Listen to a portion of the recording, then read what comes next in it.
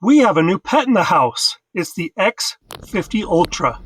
Unlike his siblings, he wanders the house and cleans things rather than making messes.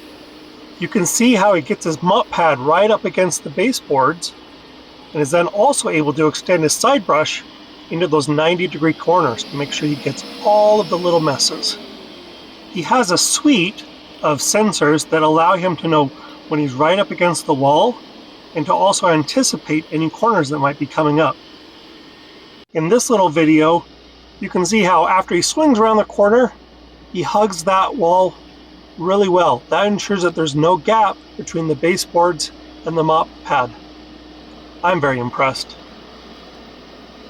After he's done outlining the room, he's then able to go back and forth and mop the center of the floor. Here he is sped up a bit.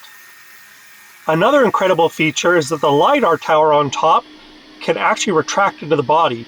So it can go under furniture as low as 3.5 inches. It's able to go under furniture that I never thought I'd be able to clean under. It's really actually very incredible. Just like a little pet, it's kind of fun to watch him pop his little head out from underneath the furniture. And while he's under there, the front camera is keeping him mopping and sweeping right up against the corners. In this generation of robot vacuum, they have the DuoBrush that works in tandem to agitate the carpet and to channel all of the debris into the dustbin. With AI obstacle avoidance, the X50 is able to recognize and avoid many obstacles. This actually can work a little bit to your detriment. For example, when my dog comes here in the frame, the vacuum sees her and remembers that she's there. So for the remainder of the time, it tries to avoid that spot as if the dog was still there. The problem is, of course, that the dog ended up moving. But in the vacuum's mind, there's still a virtual dog sitting in that exact same spot that it needs to avoid. As you can see on the map there in green, it ended up vacuuming all around that spot, but not getting that spot in the middle. There's a new feature where it's able to actually go back and try to re-vacuum or re-mop spots that it may have missed in the first run. I think that's ingenious. Dreame has also upgraded the docking station.